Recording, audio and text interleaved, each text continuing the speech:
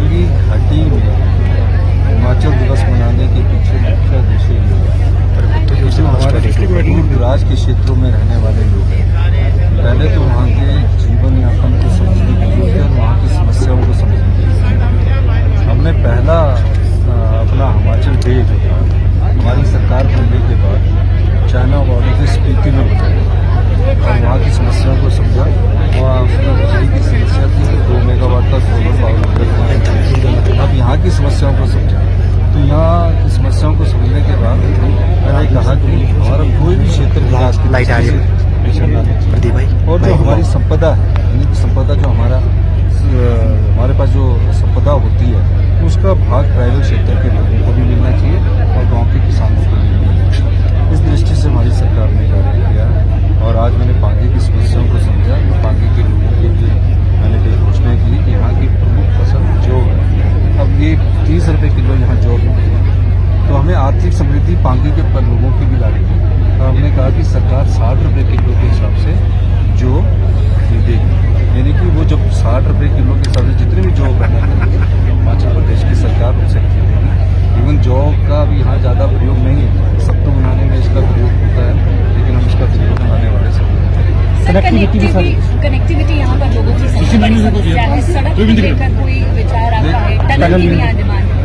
यहाँ आने से पहले मैंने BRO जो भारत सरकार के सबसे बड़े अफसरों से बात की है और उनको मैंने कहा है, तो उन्होंने तिंदी से लेकर पांगी का जो 30 किलोमीटर का एरिया है उसमें इस साल हम काम शुरू करेंगे। यहाँ डिप्यूटेशन का काम स्टार्ट और जो भी सर्वे पहले तो इनकी जो इंटरनल कनेक्टिविटी उसको मजबूत करेंगे और फिर इस रोड को हम चाहेंगे कि इसको BRO ही लेंगे और साज पास के पास अगर टनल की संभावनाओं को ढूंढा जाए तो टनल की संभावनाएं अगर हम ढूंढते हैं तो मेरा मानना है कि हिमाचल प्रदेश के इस पर्यटक स्थल में सबसे सुंदर स्थल होने के साथ यहाँ पर्यटकों की संख्या भी बढ़ेगी और यहाँ युवाओं को रोजगार भी मिलेगा और हिमाचल सरकार की आमदनी में भी देगी। इस सब दृष्टिकोण से सर प्रधानमंत्री जी ने हिमाचल डे है ना सर स्वास्थ्य की बात करें सर, पांगी सिविल अस्पताल फिलहाल में सर पिछले 40 सालों से सर ना अल्ट्रासाउंड की मशीन नहीं सर, क्योंकि वो हो गया नहीं,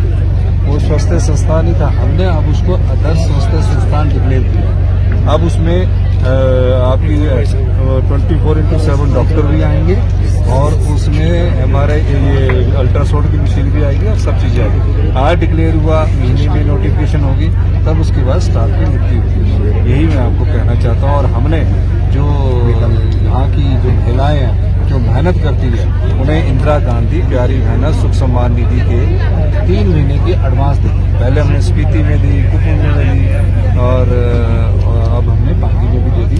जो बाकी बची महिलाएं उनकी फॉर्मेलिटी पूरी करके यहाँ जो हमारी ड्यूटी है चरणबद्ध तरीके से जो पूरी हो रही है उसको पूरा कर रहे हैं। धन्यवाद।